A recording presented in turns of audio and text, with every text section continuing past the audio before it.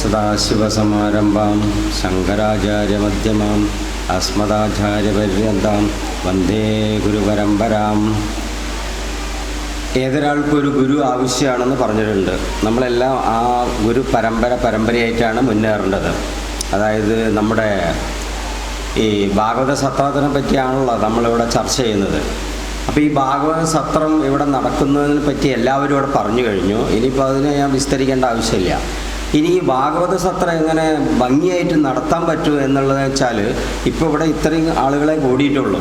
ഈ ആളുകളെല്ലാം എന്നെ വിളിച്ചില്ല, അവനെ വിളിച്ചു, ഇവനെ വിളിച്ചു, അങ്ങനെയൊന്നും പരാതി പറയാതെ വിളിക്കാത്ത ആളും വിളിക്ക ആളും ഒരേമാതിരി വന്ന് ഇത് കാര്യനിർവഹണം നടത്തണം. അതിന് ഈശ്വരൻ്റെ സഹായം ആവശ്യമാണ്. അതിന് നമ്മൾ നാമജപം നടത്തണം. നാമജപമാണ് നമ്മുടെ ശക്തി. ഇവിടെ ഭഗവാൻ കൃഷ്ണൻ അർജുനനെ യുദ്ധത്തിന് നയിച്ചു. ആ അവസാനം തൻ്റെ ബന്ധുക്കളെ കണ്ടപ്പോൾ അർജുനൻ പറയാൻ, ഞാൻ യുദ്ധം ചെയ്യില്ല, ഞാൻ സന്യസിച്ച് കാട്ടിലേക്ക് പോകാൻ പോവുകയാണ്.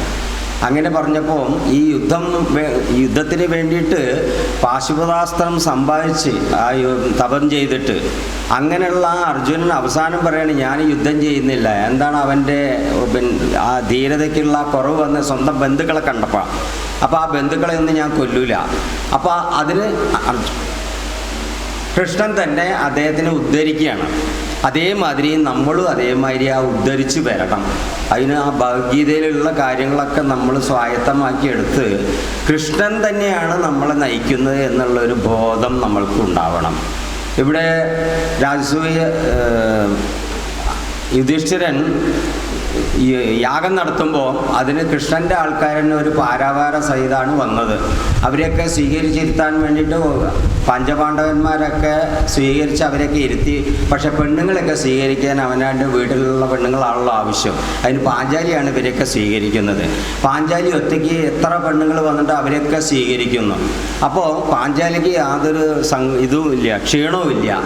അങ്ങനെ സ്വീകരിച്ചുകൊണ്ടിരിക്കുമ്പോൾ ഈ രുക്മിണിയും സത്യഭാമയൊക്കെ വന്നിട്ടുണ്ടല്ലോ, കൃഷ്ണൻ്റെ ഭാര്യമാരാണല്ലോ. അപ്പോൾ രുക്മിണീനെ പാഞ്ചാലി കൈ പിടിച്ചപ്പോൾ രുക്മിണി പെട്ടെന്ന് ഞെട്ടിപ്പോയി. എന്താ കാരണം വെച്ചാൽ സ്വന്തം കൃഷ്ണൻ തന്നെ, തൻ്റെ ഭർത്താവായ കൃഷ്ണൻ തന്നെയാണ് എന്നെ പിടിച്ചതെന്നുള്ളൊരു ഞെട്ടലുണ്ടായി എന്നാണ് പറയണത്. അതേമാതിരി നമ്മളും അതേമാതിരി പാഞ്ചാലിമാരി ആയിരിക്കണം. കൃഷ്ണൻ നമ്മളിലൂടെ പ്രവർത്തിക്കണം. അപ്പോഴേ നമുക്ക് ഉത്സാഹമായിട്ട് ഇത് സന്തോഷപ്രദമായിട്ട് ഒരു ഉത്സവമായിട്ട് കൊണ്ടു നടക്കാൻ പറ്റുള്ളൂ.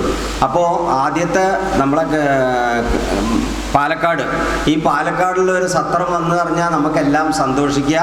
അതിൽ നമ്മളെല്ലാവരും ഉത്സാഹഭരിതരായിട്ട് നമ്മൾ പങ്കെടുക്കണം. നമ്മളാൽ കഴിയുന്ന, ഇവിടെ സേതുബന്ധനം കെട്ടുമ്പോൾ കുരങ്ങന്മാരൊക്കെ വലിയ വലിയ കല്ലുകളൊക്കെ എടുത്ത് സേതുബന്ധനം കെട്ടുമ്പോൾ അതിൻ്റെ ഇടയിൽ ആശ്ചര്യമായിട്ട് ശ്രീരാമൻ കണ്ടത് ഒരു അണ്ണാറക്കണ്ണനെയാണ്. അണ്ണാറക്കണ്ണനും തന്നാലായത്. അതേമാതിരി എന്നെ കൊണ്ട് വയ്യ, ഞാനിക്കിപ്പോൾ അത്ര വയസ്സായി, അങ്ങനെ പറഞ്ഞ് മാറി നിൽക്കരുത്. വയസ്സായ ആൾക്കാരും കുട്ടികളും എല്ലാവരും ഉത്സാഹിച്ച് ഇത് പങ്കെടുത്ത് ഇത് നല്ല സമുജ്വലമാക്കി തീർക്കണം. അതാണ് നമ്മുടെ ജോലി. അതായത് ആർക്ക് വേണ്ടിയാണ് നമ്മൾ ജോലി ചെയ്യേണ്ടത്? നമ്മൾ രാവിലെ എണീറ്റ് രാത്രി വീണ്ടും കിടന്നുറങ്ങുന്നവരെ ചെറുതും വലുതുമായിട്ടുള്ള ഓരോ പ്രവൃത്തികൾ നമ്മൾ ചെയ്യുന്നുണ്ട്. അതായത് കർമ്മങ്ങൾ. ഈ കർമ്മങ്ങളെല്ലാം ശുദ്ധമാവണമെന്നുണ്ടെങ്കിൽ അത് ഈശ്വരന് യോജിച്ച രീതിയിലായിരിക്കും. നമ്മൾ എന്ത് കർമ്മം ചെയ്യുകയാണെങ്കിൽ അത് ഈശ്വരനോട് യോജിച്ചുള്ള പ്രവർത്തനമായെങ്കിലേ അത് പൂജയായി തീരുള്ളൂ. അതാണ് ഏറ്റവും വലിയ മഹാപൂജ. അതിലും വലിയൊരു മഹാപൂജ ഇല്ല. അതേമാതിരി ഈ സത്രത്തിന് പങ്കെടുക്കുന്ന എല്ലാവരും അവരാൽ കഴിയുന്ന ഓരോ സഹായം, എന്നെ കൊണ്ട് ഇത്രയെന്നെ ചെയ്യാൻ സാധിച്ചല്ലോ എന്നുള്ള ആ ഒരു സന്തോഷം മനസ്സിൽ സൂക്ഷിക്കുക. അപ്പോൾ മാറി നിൽക്കരുത് ആരും. എല്ലാവരും ഒത്തുചേർന്ന്, കൂട്ടായ്മയാണ് ഒരു സംഗതി വിജയിക്കാൻ കാരണം. അല്ല, എല്ലാവരും കൂട്ടായ്മയായിട്ട് നിന്ന് ഇത് വിജയിപ്പിക്കണമെന്ന് പറഞ്ഞുകൊണ്ട് ഞാൻ നിർത്തുന്നു.